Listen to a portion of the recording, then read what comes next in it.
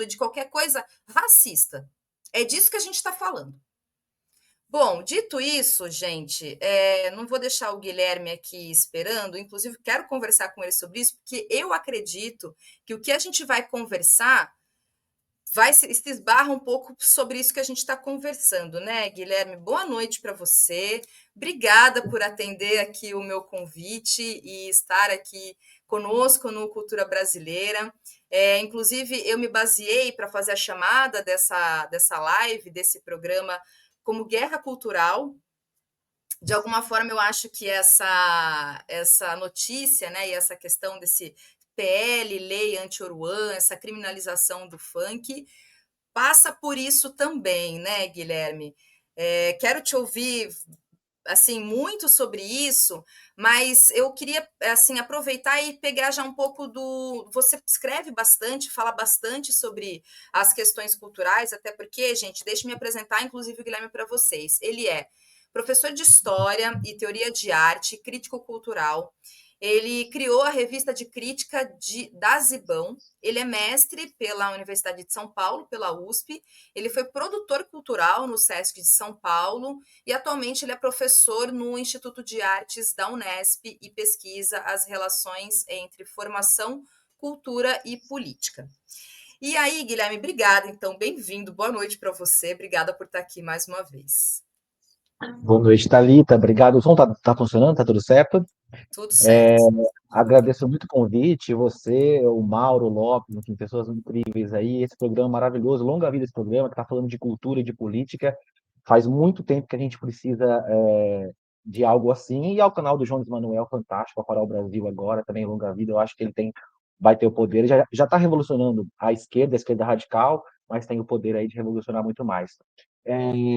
Essa questão do Oruan, para pegar o gancho dessa matéria, é muito interessante porque acho que tem duas coisas importantes para falar. Do ponto de vista liberal, os liberais tinham que estar defendendo o Oruan, né? Nem a esquerda que tinha que estar defendendo. Primeiro, do ponto de vista da liberdade de expressão, ele tem a liberdade de expressão de criar, de produzir arte e tudo mais. Então, os liberais, a Globo News, tinha que estar relatando isso como uma afronta ao Estado democrático de direito, e eles tinham que estar defendendo isso. E do ponto de vista liberal também, o funk tinha que estar sendo tratado como o grande produto cultural da nossa indústria criativa, né? Se a gente encarasse o funk como a Coreia do Sul encarou o K-pop, hoje o mundo estaria consumindo o funk, né? Basta ver a Anitta, que é uma empreendedora de si mesma, era uma microempreendedora de si mesma, e ela simplesmente conseguiu chegar a níveis mundiais da indústria cultural sem nenhum tipo de incentivo da indústria cultural, da indústria criativa tradicional brasileira, que tem também preconceito contra ela e ao funk como um todo por puro racismo, né? Agora, especificamente, a questão do espantalho que o MBL se especializou em criar, né, essa tradição do olavismo aí, e que a esquerda cai nessa armadilha toda vez, e eles conseguem sempre criar para a gente, e a gente fica sempre numa posição defensiva, e a gente precisa defender ele, precisa defender o funk fundamentalmente, mas é interessante a gente perceber como a gente não faz algo do mesmo feitio, por exemplo, do mesmo, não feitio como algo negativo, mas a gente não se utiliza das mesmas estratégias dentro dessa guerra cultural que eles promovem. Por exemplo, toda semana a gente tem um caso de um pastor que é pedófilo, né? Um pastor evangélico, conservador, homem branco de direita que é pedófilo. Toda semana a gente tem isso. E a gente não vê políticos da esquerda institucional fazendo leis contra pastores pedófilos para promover um debate e colocar eles na defensiva. Isso aí é utilizado das mesmas armas e pautar o debate. Então, eles estão a todo momento, de modo muito inteligente, pensando essas possíveis possibilidades de espantalho. E aí, no caso específico, sempre questões que não estão discutindo luta de classes, não estão discutindo revolução, são questões laterais, digamos assim, que eles adoram pegar para criar o espantalho para o público deles, e isso efetivamente atrai pessoas para o público deles. Então, a gente precisa aprender bastante com essa armadilha que está rotineira, está acontecendo sempre, e sempre através da cultura, sempre através da guerra cultural aí que o finado, que o inferno tem, Olavo de Carvalho, disseminou muito bem aí nos seus discípulos. É a tal da pauta de costumes, né, Guilherme? Isso que a gente, assim, tem ouvido longamente, fartamente nos últimos anos. Inclusive, na minha avaliação, é o que deu a eleição para o fascista do Bolsonaro em 2018, é o que aglutinou a extrema-direita nesse país, é o que arregimenta pessoas nas igrejas neopentecostais que estão alinhadas com essa forma de pensar, né? Porque há essa ideia desse pensamento conservador e a tal da pauta dos costumes. Então, partindo disso, eu queria até ler um trechinho do seu texto que você escreveu em 2023 lá para o Brasil de Fato, que você fala o seguinte: olha só. As forças de direita no Brasil, liberais ou fascistas, se valem há décadas do amplo uso da cultura e das artes para dominação e construção de uma hegemonia ideológica, e se utilizam da cultura fazendo largo uso de financiamentos e fomentos para os artistas e produções culturais do seu interesse. Eu queria te perguntar se você pode dar exemplos. Quando eu li, inclusive, a primeira coisa que me veio à cabeça foi o agro. Né? Há uma ligação direta entre o agro e esse pseudo-sertanejo, né? Esse sertanejo de playboy aí, porque o sertanejo mesmo é outra coisa, e há uma apropriação capitalista, neoliberal e de uma branquitude também sobre o sertanejo. Mas eu queria te ouvir um pouco mais a partir dessa sua colocação, né? Dessa direita que financia os projetos ou os artistas desse país e quanto isso acaba aglutinando mesmo e fomenta uma visão de mundo, ou seja, uma ideia aí que a gente tem, que a gente diz como ideologia. Você falou do agro, eu lembrei de um exemplo para falar finalizar essa questão do urânio interessante, que é se a gente for ter que criminalizar todas as produções culturais que falam de drogas ou até incentivo, a gente vai ter que proibir Beatles, vai ter que proibir o sertanejo, que incentiva aí o uso abusivo de álcool e direção, inclusive. Então, enfim, é bizarro esse tipo de coisa. Mas, enfim, para falar dessa hegemonia cultural criada pela direita e sustentada, e aí o exemplo do agro, eu acho que é um exemplo bem evidente aí, que a gente sabe que ele fomenta e produz, enfim, produz, incentiva de modo geral o sertanejo, mas na verdade não só o sertanejo, né? Todo esse universo cultural em volta. Mas eu acho que é importante a gente ter dimensão algumas questões para a gente não cair num elitismo cultural, né? De cultura, por exemplo, caipira raiz e o sertanejo, que um bom e um ruim. Acho que é importante dizer que o capital ele financia, ele fomenta todo tipo de produção cultural que não fale das questões estruturais que o capitalismo produz, que é a mais-valia, que é a exploração e a expropriação do trabalhador, que é a dominação que, que a propriedade privada realiza cotidianamente. Então, todo esse universo aí de crimes que o capitalismo produz, é, ele não fala disso. Então, todo o resto, ele financia, ele fomenta. Então, não só o agro, mas a gente tem aí o Itaú, o Santander, todos os grandes bancos, o Bradesco, todos eles têm institutos culturais. A gente tem as mineradoras, a gente tem o Instituto Inhotim, por exemplo. O universo da esquerda mesmo gosta muito de ir em Inhotim, muita gente, a gente vai, eu vou, enfim, mas é financiado pelo dinheiro da mineradora mais atrasada e primitiva. A gente tem aí as federações do comércio que financiam através dos CEFs, a gente tem a Federação da Indústria, a gente tem o capital de modo geral, tanto agrário quanto urbano, financiando e fomentando todo tipo de expressão cultural. Então, não só a pop, a popular, a de massa, como também, digamos assim, a erudita, a de vanguarda, a artística, contanto que não fale de revolução, que não fale de luta de classes, que não fale de problemas estruturais do capitalismo. E aí que é importante porque, dizer isso, porque mesmo dentro da esquerda existe uma corrente de pensamento que é sobre a indústria cultural clássica, que a indústria cultural ela serve para imbecilizar as pessoas e a gente tem que defender uma arte que esclareça as pessoas. Quando, na verdade, isso é uma dicotomia que é muito complicada, porque primeiro a gente está ali lidando com a grande população brasileira que consome aquilo que tem acesso e que consome aquilo que está no seu dia a dia. E ela está consumindo cultura, seja do bairro onde ela mora, da favela onde ela mora, mas também do que ela tem acesso. E, obviamente, ela tem acesso à indústria cultural de modo geral. Mas é importante dizer que o capital fomenta todo tipo de arte. Então, quando a gente elimina essa dicotomia, a gente começa a enxergar as pessoas, evidentemente, que têm consumos culturais, que têm vidas culturais. Seja a vida cultural de ir no boteco todo final de tarde para tomar uma cerveja, seja para ir na igreja todo dia para ouvir o pastor, que entender a igreja, inclusive, como um centro cultural, é fundamental para a gente eliminar esses preconceitos.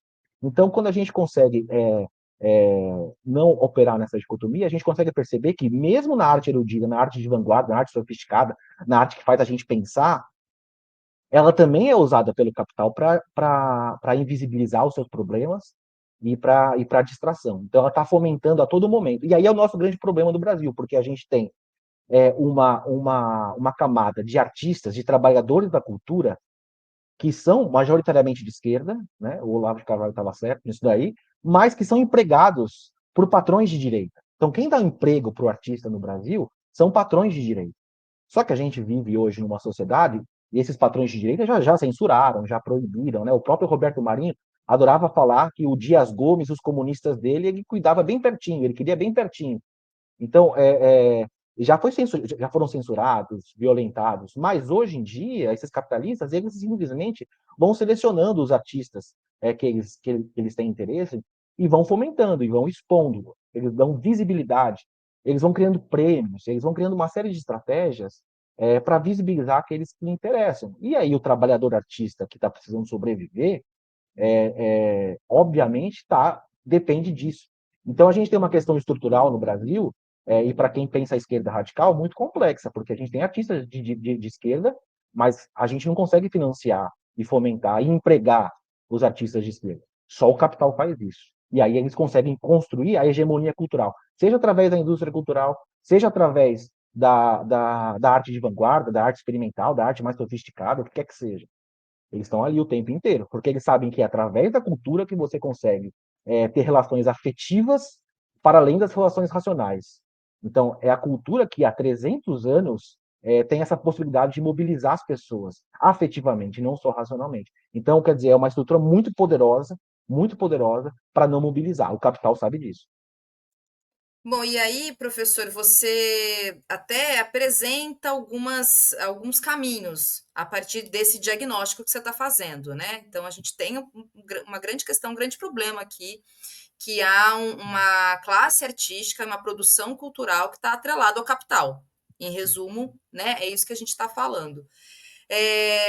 Você acha que um dos caminhos é a gente tentar criar formas, saídas fora dessa estrutura? De que forma, assim? Como que a gente consegue se organizar enquanto classe, talvez, né, nesse sentido, e tentar sustentar, viabilizar projetos e sustentar esses artistas todos? É algo que esteja fora tanto da estrutura econômica, até mesmo do Estado, porque, por exemplo, tem um ponto que você traz, que a Lei Rouanet é uma lei que ela já foi muito criticada pela esquerda. Inclusive, eu queria te perguntar para você falar um pouco mais sobre isso também, porque é uma lei que ela tem um cunho liberal, afinal, um financiamento que vem da iniciativa privada, né?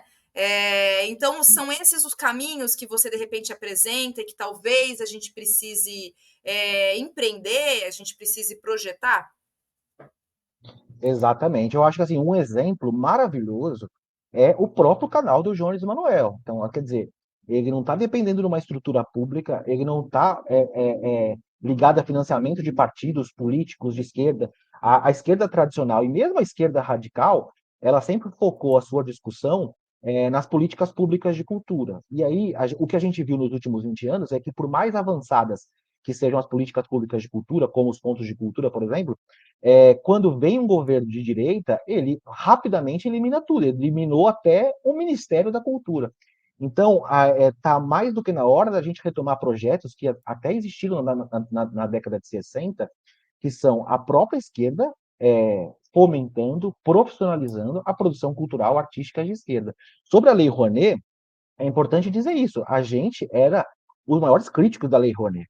E aí a extrema-direita conservadora fascista, conseguiu transformar em mais um espantalho que a gente é obrigado a defender por conta que os artistas passam fome. Mas a questão é que a Lei Rouanet foi criada pelo PSDB, pelos liberais, para passar para as mãos do empresariado a escolha dos artistas que eles querem exibir. Então, se eu estou falando aqui que quem fomenta a arte no Brasil, quem dá emprego para a arte no Brasil, são os patrões de direita, é o capital, é uma lei que dá para o capital escolher quem são os artistas que eles vão exibir. Então, é uma lei profundamente danosa para a esquerda radical.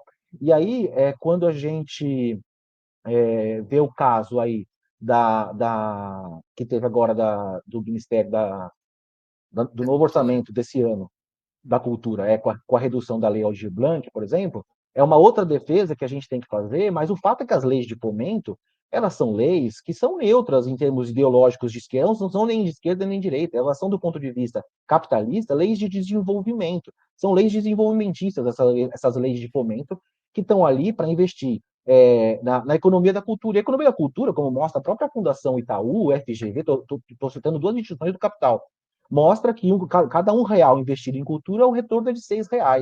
Então, se você tem uma lei, como a Professor, Aldir Blanc, que é... Oi, diga. desculpa, é que eu acho que travou um pouquinho aqui essa sua última fala. Você está me ouvindo? Alô, Agora eu eu estou te consigo te ouvindo ver. bem, eu estou te ouvindo bem. A Tá, fala então, da Lei Aldir Blanc, onde que eu parei? Alô, você estava comentando, a gente estava falando um pouco da Lei Aldir Blanc, que hoje é tá, uma das principais leis de fomento de cultura, que é recurso isso, federal, e que houve uma aprovação no Congresso, né? E teve um corte de um oitenta e corte no quatro por orçamento da lei. cento no orçamento, isso, de 84% Isso. por parte do Congresso, e aí, inclusive, já teve uma resposta do próprio Ministério da Cultura, né, por parte do Executivo. Eu vou até, inclusive, trazer aqui esse posicionamento do Ministério da Cultura, mas sim, é isso, houve um corte de 84%, quer dizer, havia uma previsão aí de 3 bilhões para recursos para a Lei Aldir Blanc, e acabou que isso foi reduzido para, acho que em torno de 480 milhões. Então, Então, e aí essa é a é situação que a isso. gente tem agora. O que eu estava dizendo é que é uma lei que é basicamente uma lei essas leis de fomento, elas são desenvolvimentistas. E esse caso da Aldir Blanc, ela é municipalista. Ela pulveriza o orçamento, essa rúbrica, esse orçamento, na rúbrica da cultura em todos os municípios do Brasil. Então, quer dizer, você está distribuindo um dinheiro para uma economia local que vai, para cada R$ 1 investido, dar o retorno de 6. Então, quem que tinha que estar defendendo isso são os capitalistas, de modo geral. Porque não é uma lei de esquerda ou de direita, né? É que historicamente eles sabem que os artistas eles são mais próximos à esquerda, então eles combatem fortemente. Mas eu estou falando tudo isso para falar que depender da estrutura pública, dos fomentos públicos, é algo muito complicado para a esquerda e para a esquerda radical principalmente. O que a gente precisa fazer é retomar, por exemplos como o CPC da Uni. Para quem não sabe, o CPC da Uni foi uma experiência de 62, chamado Centro Popular de Cultura da Uni. Que a Uni, com a pujança, a potência que ela tinha nesse período, ela conseguiu organizar e fomentar a produção artística em todas as áreas artísticas. Então, teatro, cinema, música, produção bibliográfica, e, obviamente, sendo uma instituição de classe, produzir muita cultura comunista, muita cultura revolucionária, né? Algo que inexiste nas produções artísticas financiadas pelo capital. Então, a gente precisa se organizar, a gente fundamentalmente, eu não vou nem falar das nossas grandes organizações, o MST, o MTST, a própria Uni, os sindicatos, a CUT, como é que pode até hoje eles não fomentarem e não profissionalizarem e produzirem a cultura como o capital faz. O capital faz isso no Brasil há mais de 100 anos. E a gente teve essa experiência localizada do CPC, a gente teve aí a Casa do Povo, pelos judeus progressistas ali no bairro do Bom Retiro, em São Paulo.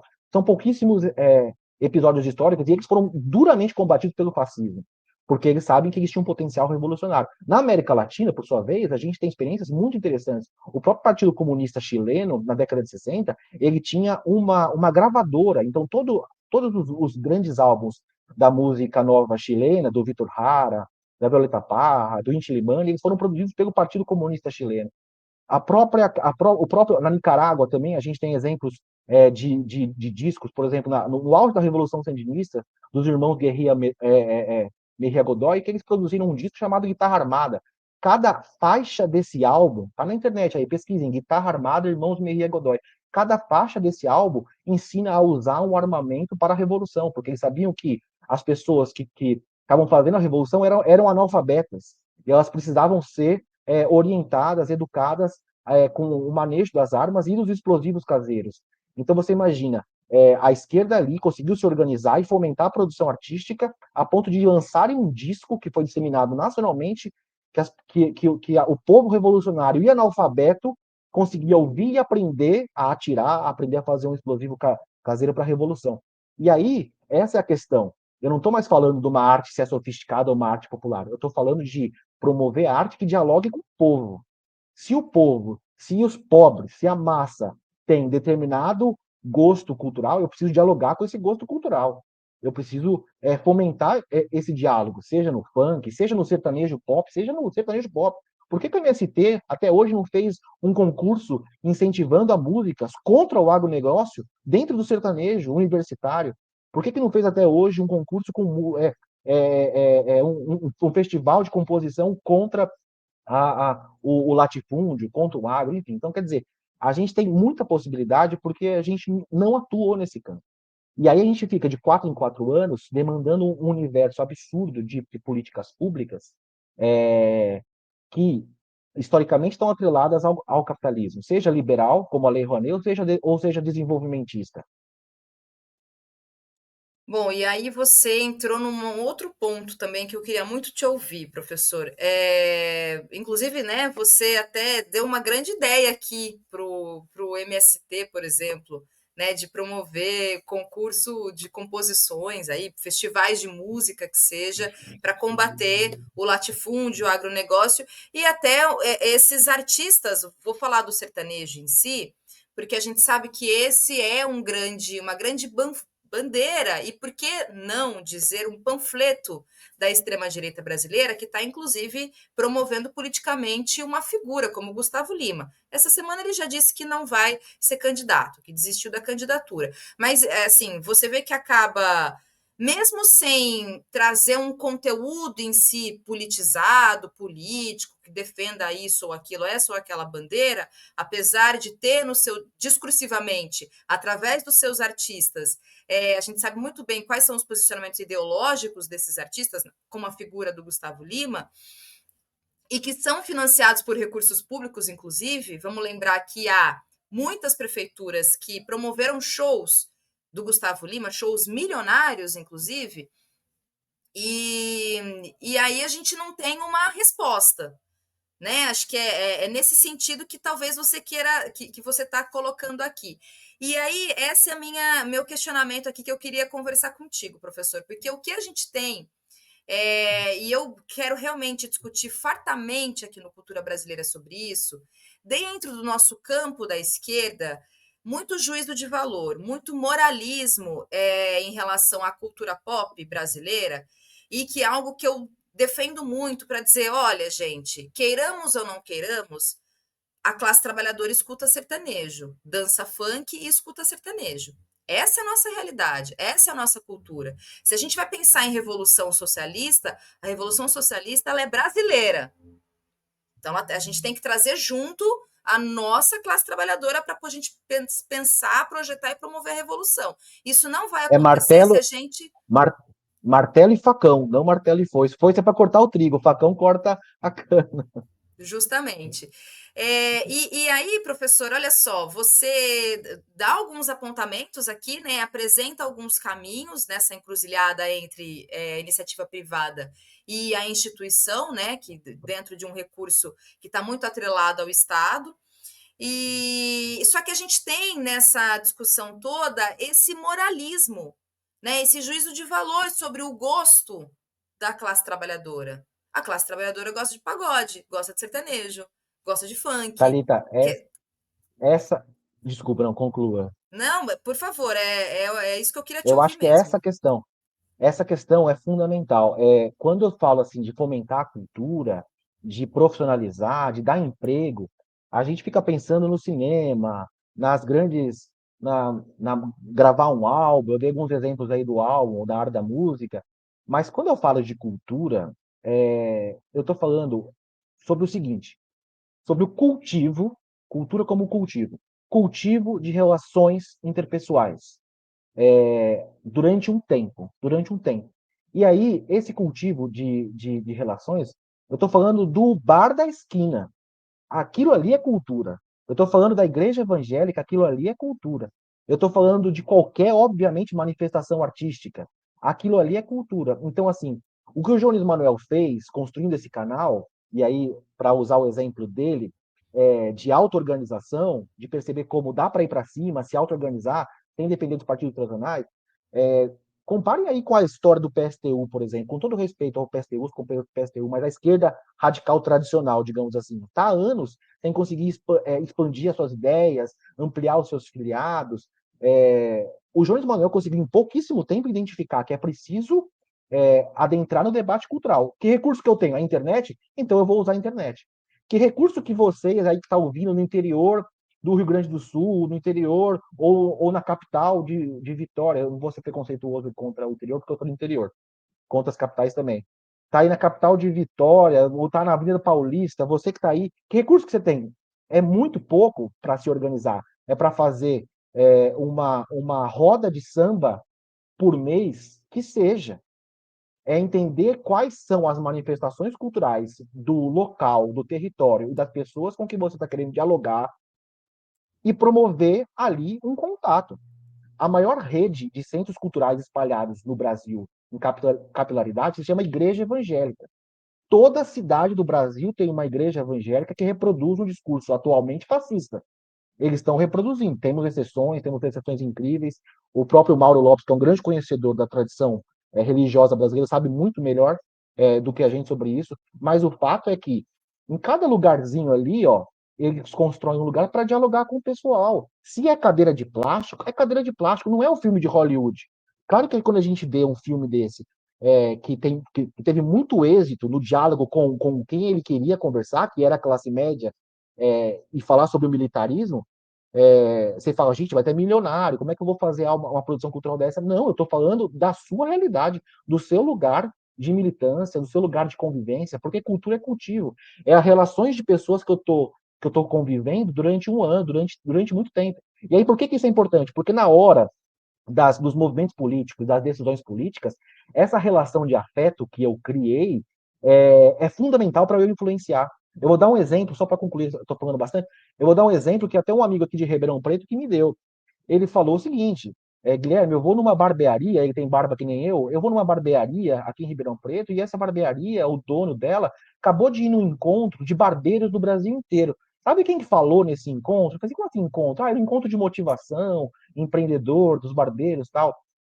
Quem que falou? O Pablo Marçal falou nele. E junto um pastor evangélico falou nele. Porque eles sabem que os barbeiros estão ali, passam uma hora cortando o cabelo e cortando a barba de alguém e estão fazendo influência política. E estão fazendo o quê? Estão fazendo cultura. Eles estão produzindo cultura ali. Então, quando eu penso fora dessa dicotomia da arte boa, que é para esclarecer as pessoas, e da arte de massa, que é para emburrecer as pessoas, eu vou conseguir estabelecer outros diálogos em qualquer tipo de manifestação cultural, sem preconceitos de classe. Porque quem faz isso tem preconceitos de classe, da classe, da classe do capital, do elitismo que eles adoram promover, porque eles estão imbuídos do senso de superioridade que o nazismo disseminou no mundo. Né? O grande problema do nazismo e do fascismo é que eles pregam uma superioridade de uma parcela da população e o resto a gente morre. E aí esse tipo de pensamento ele vai dominar, inclusive, a crítica de arte, quando a gente critica, por exemplo, algo como panfletário. Para não dizer que não falei das flores, é panfletário. A música boa é o sabiá do Chico Buarque, porque ela tem metáforas, eu tenho que pensar. O para não dizer que eu não falei das flores, ela é muito óbvia, é muito direta. Pô, dane-se, ela falou com milhões. Ela está falando com milhões sobre o problema que estava colocado ali de modo direto, de modo claro. Então, o próprio preconceito que tem contra a arte panfletária, né, tem uma certa elite intelectual de esquerda que critica a arte panfletária. A arte panfletária é a arte que tenta dialogar com a maior quantidade possível de pessoas sobre aquilo que é o problema colocado naquele momento histórico. Então, quando a gente rompe esses preconceitos elitistas, que não são da nossa classe, né? A nossa classe tem que entender o que é o nosso consumo cultural, o que é o nosso dia a dia, de todos os, os, os companheiros da nossa classe, e conversar e conseguir estabelecer diálogos e fomentar. Então, quando eu falo que a esquerda organizada tem que fomentar, se não tem dinheiro para fazer um filme de Hollywood, vai fazer um trabalho no boteco da esquina. Vai ter um bar, ou vai abrir uma igreja, porque inclusive o Estado fomenta a igreja evangélica com a isenção de impostos. Vamos abrir igrejas para falar da nossa concepção filosófica sobre o mundo, por exemplo, que é isso que eles falam. Mas aí eu te pergunto então, Guilherme, para quem que a esquerda está fazendo arte? Se a gente for pensar a partir dessa lógica, para quem, Pergunta que maravilhosa. fomentando. A gente tem uma questão também de classe aí, porque o artista, quem é o artista? O artista, eu gosto muito de falar, é a pessoa que não quer ser anônima. A gente tem, quando a arte foi criada ali no século XVI, né, que a arte é um conceito histórico, é importante a gente dizer, ela foi inventada, e ela sempre serviu às elites. Quando ela foi criada, ela se dividiu entre arte e artesanato. A arte era das pessoas que tinham nome, os autores, os que podiam assinar os quadros, e o artesanato era onde todo o resto que fazia as coisas. Né? Então, o sonho do trabalhador é ter nome, o sonho do trabalhador é deixar de ser anônimo, é não ser uma massa na fábrica. O sonho do trabalhador é poder se expressar, é poder falar, olha o que eu penso, olha o que eu vivi, olha o que eu sonho. Aí a questão é essa: esse artista que quer falar sobre isso, para quem que ele consegue falar? Senão ele está fazendo poema para a gaveta dele. Para quem que ele consegue? Então, eu tenho que falar de produção de arte, mas também de circulação. Uma coisa está integrada à outra. Circulação do que eu estou fazendo. Qualquer, qualquer coisa que seja. E aí, como o capital domina a circulação, ele não vai selecionar eu, que sou comunista, e vou falar os problemas do capital. Ele vai selecionar outra pessoa. E aí, essa pessoa que é geralmente de outra classe, ela vai ter espaço. E aí também tem uma outra questão, que eu falo que é de classe. Quem tem tempo para criação? A matéria-prima do artista o grande meio de produção para o artista não é uma ferramenta, uma máquina, é o tempo de criação. E quem tem tempo de criação não é o trabalhador, porque o trabalhador precisa todo dia vender sua força de trabalho para sobreviver. E é muito difícil ele chegar no final de semana e falar assim, poxa, vou agora escrever um conto, vou escrever um ensaio, vou escrever uma crônica sobre o que eu vivi. Ele está extenuado, ele está morto. Se ele é mulher, então ele tem que dentro do patriarcado ele tem que cuidar da família, ele tem que fazer uma série de outras coisas. Ele não tem tempo de criação. Então, quando a esquerda organizada, a primeira coisa que a esquerda organizada tem que fazer, ao financiar a cultura e os artistas de esquerda, é conseguir com que esses artistas tenham tempo de criação. É conseguir com que essas pessoas que tenham uma sensibilidade ou uma imaginação mais desenvolvida consigam ter tempo de criação. O segundo conseguindo fazer com que os trabalhadores tenham tempo de criação, naturalmente, esses trabalhadores vão questionar sobre a sua própria realidade. O que a gente tem no Brasil hoje é um grosso de artistas bem-sucedidos de classe média, falando sobre problemas de classe média, intelectuais ou não. É muito raro você conseguir ter artistas de outra classe. Quando você tem é da indústria cultural. Porque, por exemplo, as igrejas evangélicas, que hoje são as grandes escolas de música do Brasil, tem muita gente pobre que aprende instrumento por conta das igrejas evangélicas. E aí, óbvio que eles vão falar da realidade da igreja evangélica. Óbvio que eles vão ser influenciados pelo pastor conservador fascista que vai estar naquela igreja. Aí, quando eu consegui fomentar uma escola de artes na minha cidade, aí, por menor que seja, por menos dinheiro que eu tenha, eu vou estar falando ali com alguém do pobre que está pensando sobre a sua realidade. Quando na hora de ele produzir arte, ele vai falar da sua realidade. Essa que é a complexidade dessa questão. Mas olha só, aí, por exemplo, eu te questiono, porque a gente tem, de fato, como você disse, uma classe média que está produzindo arte, mas na minha avaliação, quem de fato produz arte e de massa e dissemina nesse país e que no momento posterior, depois de consolidado, é apropriado pelo capital, e etc., é a periferia. São as quebradas, as favelas, as periferias desse país. Haja vista que a gente está falando aqui, inclusive, sobre uma delas, que é o funk.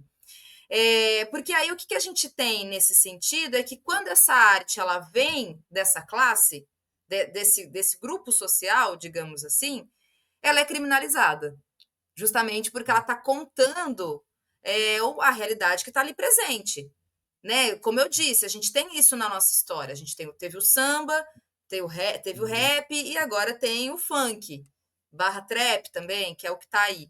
Quer dizer, então eu não avalio que seja apenas de uma classe média que está fazendo arte, porque ainda que tenha esse trabalhador, Guilherme, como você bem retratou aqui, que está extenuado, que tem né, o seu que está precarizado e de repente ele não consegue fazer arte, produzir arte, etc.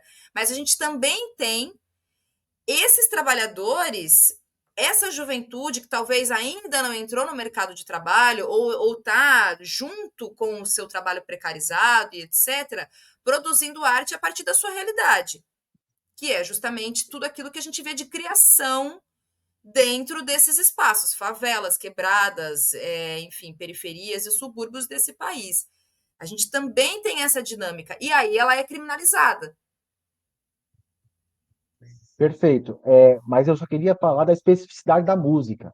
Dentro das manifestações culturais, a música no Brasil, ela é como o futebol. A gente tem para o menino pobre, para a menina. Agora, até para a menina pobre, que a gente tem o futebol feminino. Mas a gente tem o futebol e a música como as grandes miríades, os grandes sonhos de riqueza do povo pobre. Se eu não dou certo na música, se eu não dou certo no futebol, eu dou certo na música. Até o Neymar está fazendo isso agora, aparentemente. Ele está indo para a música. Que são as duas possibilidades de ascensão social. Então a música, ela seduz. Por quê? Porque a música é a grande manifestação. A música e a festa. A música e a festa são as duas grandes manifestações culturais do Brasil. A música, obviamente, transformada de modo muito mais eficiente em mercadoria. A música é uma possibilidade real de ascensão social. Só que é aquela ascensão social como a da loteria, né? Só que ela produz o quê? Ela produz uma grande quantidade de praticantes. Então, a gente tem muitos jovens que começam ali de modo MEI, né, tudo empreendedor individual, aprendendo música, ou na igreja, mas sozinho, antigamente com revistinha, hoje em dia com tutorial da internet, vai aprendendo, para tentar. No funk é assim, a gente tem milhares, talvez milhões de jovens que tentam produzir as suas rimas, porque vê ali os seus iguais ascendendo socialmente, absurdamente. E aí é aquela coisa que o capital produz, né? Aquela distorção que você fala, meu Deus, o cara ficou milionário. Aí no universo masculino machista tem 1 milhão de mulheres, tem carro e tudo mais. Nas outras artes isso não é igual, tá? A música, ela de fato, ela tem essa excepcionalidade. Mas daí, a defesa do funk tem que ser, porque assim, é aquela realidade deles. Eles estão falando. E isso que é o interesse genuíno artisticamente. O Caetano Veloso é um grande farol dessas inovações artísticas, Sim, porque ele percebe sim, o que é inovação. E essa galera não está querendo falar para agradar a gravadora da Globo. Eles estão falando diretamente. A internet também deu essa possibilidade de ter milhões de visualizações e tudo mais. Mas eu queria só chamar atenção para essa especificidade da música nesse contexto, que ela dá possibilidade de ascensão social para alguns sortudos. E aí, só que daí é interessante, como a gente não tem nenhum tipo de trabalho junto a essa galera, a realidade que ele está falando nunca é sobre a política. A gente conta nos dedos os funkeiros que estão falando sobre política. A gente, mesmo no rap, tá? Mesmo no rap. O rap trap hoje em dia é completamente despolitizado, assim, não discute questões políticas. O Racionais, o Facção, enfim. Essa escola quase que se perdeu. A galera do hip hop aí, que fez 50 anos recentemente, faz um trabalho ardoroso, fundamental de politização. Mas o fato é que essa sedução que o capital e o dinheiro fazem é muito forte na área da música. Assim. Mas o resto, de fato, enfim, as pesquisas mostram que são pessoas de classe média e classe média alta, até porque não existe formação. Eu quero ser cineasta no Brasil. Eu quero ser escritor. Quem acessa isso é quem tem recursos para poder pagar por cursos caros. E a questão da juventude que você falou é muito interessante. Por que, que a grande maioria são jovens? Porque, de fato, os jovens estão ali ou com trabalhos precários pontuais, ou estão ainda dentro da família, não são arrimos de família. A partir do momento em que ele é arrimo de família, e aí é muito claro, você vê por que tem muito mais homens do que mulher, porque a mulher, muitas vezes, já é arrimo de família, já está ali lidando com várias outras questões, vários outros problemas. E aí o jovem homem ali de 16 anos ainda consegue produzir cultura, porque ele tem a realidade da escola dele, faz um bico ou outro, faz um iFood ou outro, e consegue ter esse tempo livre de criação, que de resto está todo, em todas as outras artes, está todo dentro da classe média alta do país. Então, e aí tem um outro ponto muito interessante que você traz, que é justamente essa questão. A gente foca, que a gente fala, fala, fala e volta para a música, porque, como você bem disse, a música ela não deixa de ser essa grande vitrine para a gente pensar a arte, cultura no país. Mas e o resto? Todo o resto? Por exemplo, você deu um exemplo, né? A gente conversava um pouco mais cedo, de um artesão, por exemplo, uma artesã que está ali no município, está ali no seu território. Como é que a gente viabiliza ali aquele trabalho, né? Quer dizer, se deu alguns apontamentos, fez um diagnóstico, deu alguns apontamentos aqui, e esses artistas todos que não têm, por exemplo, no caminho da música, mas temos todas as outras artes, que a gente pode ficar aqui contando tantas outras, né? A literatura, o próprio artesanato, a dança também, que é ali, tá junto com a música, mas a dança também é algo que quem pensa em se profissionalizar em dança nesse país, ou quem está dentro de algum grande projeto, ou quem tem dinheiro para poder bancar isso, porque a dança é algo tão, né, distante para quem já desde muito novo precisa pensar na própria sobrevivência. Quer dizer, tantas outras manifestações artísticas que a gente, o próprio teatro, que é uma outra grande questão aqui também, de se pensar a questão de teatro. Eu recebi, inclusive, a notícia sobre o corte no orçamento através de um grande amigo meu que tem um grupo de teatro e que falou: olha, tem grupos de teatro que dependem exclusivamente, a sobrevivência desses grupos de teatro dependem exclusivamente dessas leis de fomento, porque senão não existem. São grupos de teatro país afora que se extinguem se não existirem essas leis de fomento. Então, assim, ele trouxe com preocupação, inclusive, essa notícia sobre a questão do corte no orçamento aprovado pelo Congresso. Quer dizer, como é que a gente consegue sustentar e viabilizar todas essas outras artes fora do capital e fora da institucionalidade? Quer dizer, esse é um desafio que está colocado, né, Guilherme? Tá colocado. Obviamente isso passa por dinheiro, né? Cada organização de esquerda do Brasil afora tem que entender aí, para usar a expressão que o Eduardo Moreira aí do ICL, que é outro que está produzindo cultura de modo autônomo, de modo muito interessante, ele está produzindo uma série de produtos culturais. É claro que ele tem o dinheiro, enfim, da vida dele como capitalista, aí, que mudou de lado. Mas, como o Eduardo Moreira sempre diz, a gente precisa quase que fazer um plano de negócio. E esse plano de negócio precisa entender qual que é o seu, o seu o seu modelo de negócio que vai trazer dinheiro e o que vai conseguir sustentar a sua militância artística barra política, né? E aí, quando você falou dos artesãos, a minha área de paixão, pesquisa são os artesãos, né? Então, é a minha área específica de estudo e tudo mais. O fato é que a gente tem no Brasil afora aí uma multiplicidade de produtores culturais, trabalhadores artistas de todas as áreas. O teatro, que é super bem organizado para reivindicar, e foram formuladores das políticas públicas de fomento, como a política pública do município de São Paulo, que foi paradigma para várias outras, eles sabem que se não tiver dinheiro para ter uma possibilidade de ensaio durante meses, não existe peça de teatro. Né? Então, a peça de teatro é um processo. E tudo aquilo que é processo precisa ter uma política pública que sustente o processo. No caso dos artesãos, também. Essa questão da Lei Aldir Blanc, ela tem alguns problemas, porque como ela foi feita de cima para baixo, ela foi feita de cima para baixo. No momento histórico em que os artistas estavam passando fome, e o Congresso, os partidos de esquerda, a Jandira Fegali, enfim, conseguiram criar de modo quase milagroso, aprovar dentro de um contexto de Congresso de direita, esse fomento. Só que quando chegou no município, muitos municípios, esses artistas trabalhadores, eles estão desorganizados, porque mal eles conseguem sobreviver. Né? Então, mal eles conseguem, a senhora ali que produz crochê, renda, tricô, ela mal consegue sobreviver. Ela faz aquilo para conseguir vender diariamente algo para conseguir ter o que comer. O grosso do trabalho dos artesãos no Brasil é um trabalho precarizado. É um trabalho não formal. A gente tem 10 milhões de artesãos do Brasil que vivem do artesanato e que são absolutamente precarizados. Quando chega uma lei dessa, eles estão desorganizados, obviamente. Eles nunca se falaram, eles não sabem nem como escrever algo para conseguir reivindicar, não sabem nem como participar de um edital, que é algo muito sofisticado, né? Não tem nem o MEI tem, né? Que foi uma forma jurídica que facilitou. Agora, a atuação dos grupos de esquerda e capilarizada tem que refletir e olhar para o seu território e ver quem são esses produtores de cultura, por mais simples que pareça, por mais que tenha um grupo de senhoras produtoras de renda do interior da Paraíba ou do interior de São Paulo, como tem ali em Embu das Artes,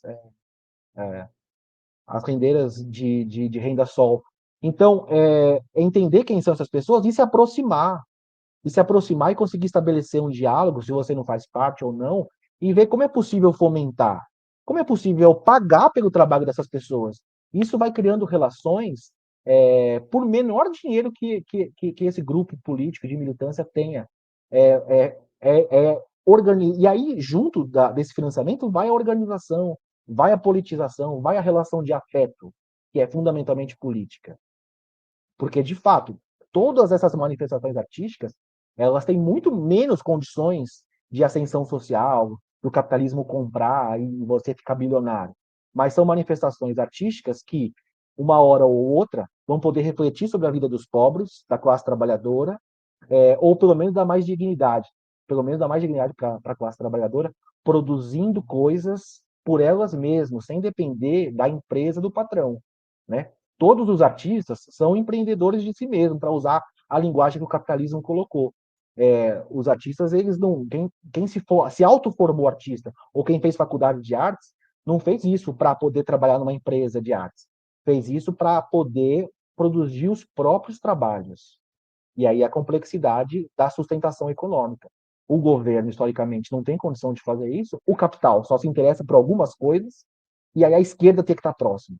E aí o exemplo que eu falo que a gente precisa estudar é o CPC da Uni na década de 60. Uma grande gama de manifestações artísticas foram financiadas pelo CPC da Uni. E aí, avançando nessa conversa, Guilherme, a minha pergunta é: são duas, na verdade, mas uma dialoga com a outra. O que a gente não tem, me parece, assim, com exceção de alguns exemplos, mas uma arte e artistas que estão pensando, uma arte panfletária, ou seja, que estão pensando e promovendo e divulgando a revolução, o anticapitalismo, a luta de classes, né? A gente não, gente que está sem medo de defender essa. Claro que isso, inclusive, é algo não só da arte, né? É do nosso estado de coisas, inclusive. Mas falando estritamente sobre a classe artística, eu queria te ouvir sobre isso e, junto com isso, a partir dessas duas amarras, né, tanto da institucionalidade do Estado como da iniciativa privada, a gente tem uma classe artística em geral que tem medo, ainda que tenha nas suas convicções, ideologias e que defenda, né, o anticapitalismo, a revolução socialista, que sejam comunistas, digamos, mas que não apresenta isso de maneira explícita na sua arte. Olha, eu vou falar que medo eles não têm. O que eles mais têm é coragem. O que eu já vi de peça de teatro, de grupos de teatro, contratados pelo capital, contratados por Federação do Comércio, contratados por bancos. O que eu já vi de grupos de teatro que no meio da apresentação faz uma defesa do socialismo é incrível, mesmo sabendo que poderiam ser censurados e nunca mais contratados. Eu já vi muito artista fazer isso. E assim, eles tinham que ser glorificados aí dentro do hall de nossos heróis da classe trabalhadora. Mas o fato é que existe essa dificuldade material, de grana.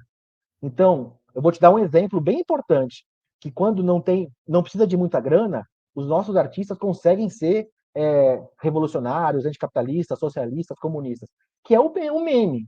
O meme hoje é uma manifestação artística cultural muito, muito importante, né? Nas redes sociais, enfim, nos dias de hoje. Há um consumo cultural do meme, né? O meme hoje, ele ele dita o cotidiano, ele dita falas, as conversas das pessoas. Você viu aquele meme, enfim. E a gente hoje tem muitas páginas de produção de memes comunistas, memes socialistas, memes anticapitalistas. E é feita por pessoas ali que tem um tempinho ou outro. O meme é de baixíssimo custo, né? Eu preciso ter um computador para produzir um meme e manda ver. Então, a produção de memes mostra como, criticamente, tem muito artista ligado. Agora, aí quando entra a questão material de grana, que é tanto grana para eu produzir uma peça de teatro, ou então uma obra de artes visuais, ou então um filme, como também a grana para eu ter o tempo livre de criação. Né? Para eu fazer, obviamente, uma peça de teatro, eu preciso de muito mais tempo livre do que um meme. Para eu fazer uma instalação artística, eu preciso de muito mais tempo livre do que o meme. E de grana para a produção. Aí o bicho pega, aí complica. Aí o artista hoje se depara com o quê? Ah, eu preciso vender meu trabalho para o Sesc, eu preciso vender meu trabalho para o Banco Itaú, para o Itaú Cultural, eu preciso vender minha Fundação Moreira Salles, né? O artista, para fazer um passafob, ele identifica quem são os patrões aí que estão comprando a arte dele e, obviamente, vai adaptar para o discurso da empresa, porque ele também tem medo de ser censurado, de ser proibido e nunca mais chamado. O que mais tem hoje em São Paulo e no Brasil é artista com medo de não ser mais chamado pelo patrão de direita que financia as artes. E aí, o nosso discurso explícito de falar sobre o comunismo, sobre o socialismo, de falar sobre a mais-valia, sobre a expropriação diária que o capital faz dos trabalhadores, tudo isso fica de lado, né? Porque eu não consigo falar isso explicitamente, porque o banqueiro que me contrata não vai me proíbe. A sofisticação da dominação e da hegemonia cultural liberal no Brasil é essa. Não é que ele proíbe, ele só não te chama mais depois, né? Ele só não te convida mais. E aí você acaba mudando e você precisa sobreviver. Então, há uma dificuldade material que o capital sabe disso. E o capital, ele opera muito bem com isso. Ele cria prêmios. Por que a esquerda, até hoje, não criou um prêmio na área artística para dar para os seus artistas que falam de revolução, que falam de comunismo, como a experiência chilena fazia na década de 60, para falar de modo didático sobre o comunismo e de modo didático artístico sobre o comunismo, para fazer peças brechtianas, como já existiram, para novas peças, para serem expostas, para fazer novela, para fazer filmes, para fazer curta-metragem, memes, circo, enfim, todo um universo aí de. Ou então cultos, para fazer cultos religiosos de esquerda. A gente tem que entender a questão fundamental, que é material, de sustentação. Os meios de produção para poder fazer, grana para comprar uma câmera de filmar boa, mas também a grana para eu poder ter tempo livre de criação. Esses são os nossos problemas. São diversos, né, Guilherme? Olha só, tem algumas pessoas que me enviaram aqui várias mensagens. Eu vou ler aqui para a gente poder até conversar sobre isso. Olha só, cadê aqui? O Isaías só está comentando, né? Esse já se tornou meu programa preferido. Parabéns pelo trabalho, ótimos convidados. Obrigada. Uns já conhecia, admirava, outros estou tendo o prazer de conhecer com vocês. Boa sexta para todos. Grande beijo. Valeu, Isaías. Muito obrigada, meu querido. Também aqui o Rodrigo Lima diz: os documentários de Emílio Domingos, A Batalha do Passinho, Deixa na Régua, Favela é Moda e Black Hill, Black Power são filmes políticos que não falam diretamente de política e sim de cultura periférica. Assistam. Batalha do Passinho eu já assisti, os outros eu não conheço, não assisti ainda, mas fica aqui então a sugestão desses documentários. Você conhecia algum desses, Guilherme? Sim, não, documentários fantásticos. E aí eu acho que é importante pegar essa deixa para falar. Quando a gente fala de fomentar a cultura da classe trabalhadora, que é política, é isso. Não necessariamente a gente vai. Vamos fomentar só artistas que estão falando da revolução, ou da eleição, ou da luta política específica partidária, o que quer que seja. É dar a possibilidade deles falarem sobre a sua própria realidade. Quanto mais pobres, quanto mais trabalhadores falarem sobre a sua própria realidade, em algum momento as questões políticas vão aparecer. Seja sobre o meu passinho, que é a minha dança, que eu aprendi, que eu estou inventando, que o meu grupo de amigos está inventando, seja sobre o Black Power, enfim, o que é que seja. Bom, aqui também o Claudião que diz, né? O gospel que canta, quem pecar vai pagar, quem pecar vai morrer. É uma música da Valadão, né? Da igreja lá dos Valadão. Para crianças. Aí esse tudo bem. É, porque na verdade é tudo uma hipocrisia, né? Esse discurso de proteger crianças e adolescentes, a gente entende que tudo isso é uma grande hipocrisia, porque está no texto do projeto de lei da Amanda Vettorasso, tá isso, né? Proteção, segundo o Estatuto da Criança e do Adolescente, é dever do Estado proteger a. Mentira! É mentira, a gente sabe que é mentira, porque defender esse tipo de coisa é, inclusive, assassinar crianças e adolescentes, que é o que a polícia faz nas favelas e quebradas desse país, né? É isso que, então, é tudo uma grande hipocrisia, né, Guilherme, que a gente vê, mas que eles não têm medo de defender, né, essas coisas. É isso que Isso tem é um ação. recuo da esquerda para defender aquilo que acredita, mas a direita, a extrema-direita, né, mais especificamente, não tem medo de mostrar o que defende, mostra os dentes mesmo e vai para cima, né? Eles sabem o que agrega, né? O que agregam pessoas em torno do que eles estão defendendo, como a pedofilia, claro. Então, obviamente, é algo que todo mundo abomina, eles pegam isso para fazer guerra cultural, né? Isso é a guerra cultural que o Olavo disseminou, enfim. E eles pegam esses espantalhos o tempo inteiro aí, né? Porque a questão não é nada disso, a questão é puro racismo e preconceito de classe, cotidianamente. Pois é, o Red, ou a Red, né? York diz: a Lei Rouanet é excelente para as grandes empresas fazerem propaganda institucional às custas dos nossos impostos. Também aqui, Exatamente. Raoni Souza, se você quiser comentar, pode comentar, viu, Guilherme, dentro das mensagens aqui que eu estiver lendo. Raoni Souza diz: entrevista muito elucidativa, valeu, Guilherme. Segue uma contribuição para o futuro concurso de composições do Farol Brasil. Gostei da sugestão. É isso aí, muito bom. Aqui, olha só, o Thiago Mendes diz: punk é chato pra caralho, acho que representa muito. Aqui também Natália de Almeida que diz: grande companheiro Guilherme, uma honra te encontrar por aqui. Beijos saudosos e guarulhenses. Você é de Guarulhos, Guilherme? Sou de Guarulhos, sou de Guarulhos. Muito bem. Aqui a Lívia Cabral trazendo uma informação que a ETEC de Artes de São Paulo tem curso técnico de dança gratuito. Aí deixa eu falar E, sobre isso. claro, Dois minutinhos. Esse é uma questão que aí eu sou um grande defensor. Eu escrevi um texto para o Brasil de Fato sobre a ETEC, sobre a ETEC não, sobre os Institutos Federais de Tecnologia, que o governo Lula está lançando aí mais de 100 institutos de modo capilarizado, né? A grande frente aí de promoção da educação universitária e de formação para o trabalho no Brasil são os Institutos Federais de Tecnologia. A gente não tem é, é, praticamente uma ação de tecnologia na área das artes. E a ITEC das Artes é um exemplo aí que o companheiro Geraldo Alckmin criou, enfim, que é algo que é um dos raros exemplos que dão a possibilidade de alguém estudar e se formar em outras áreas artísticas. Então, quando eu estou falando de financiar e de fomentar a arte dos trabalhadores, dos pobres, é oferecer formação para eles. Porque senão, não tem como ninguém produzir cultura do nada, produzir arte do nada. Ele precisa se formar em algo. E aí eu tenho uma rede de institutos federais de tecnologia que estão totalmente atrelados ao agronegócio, à indústria e à construção civil.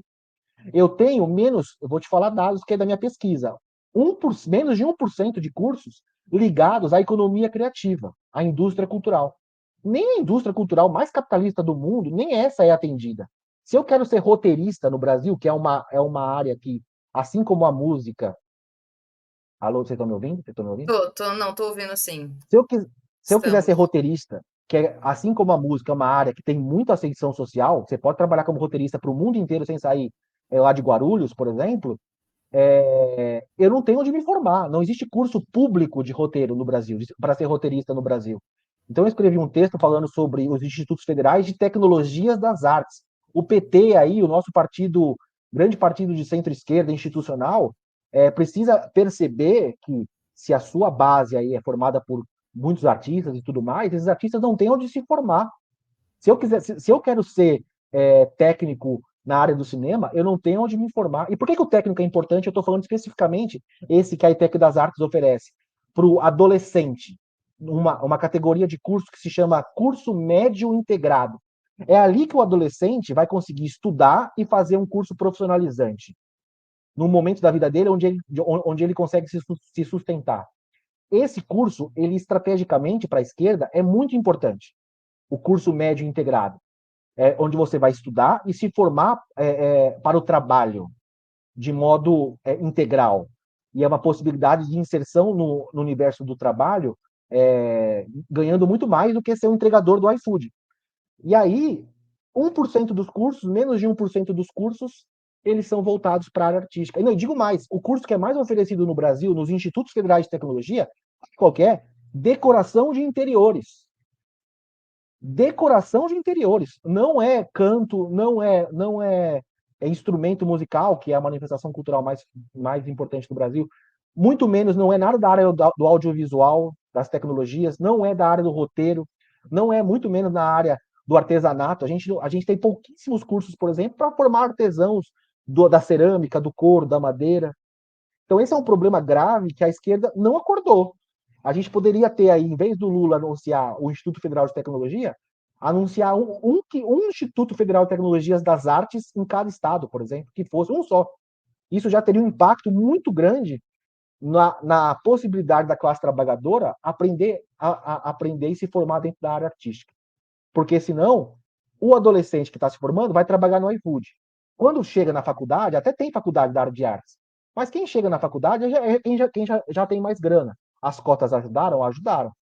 Mas mesmo assim ainda é uma elite da classe trabalhadora. O curso técnico do médio integrado é fundamental e a gente precisa falar aí com o povo do Ministério da Educação, do Ministério da Cultura, olhem para a formação artística que de fato praticamente inexiste. Muito bom, muito bom. Olha só, caminhos nós temos, né? Olha, e o Guilherme está apresentando aqui, inclusive. O Tiago Santos diz o seguinte: parabéns por esse programa, essa discussão é extremamente relevante, é animador ver ideias tão quentes tomando esse lugar de relevância. Por favor, avancem.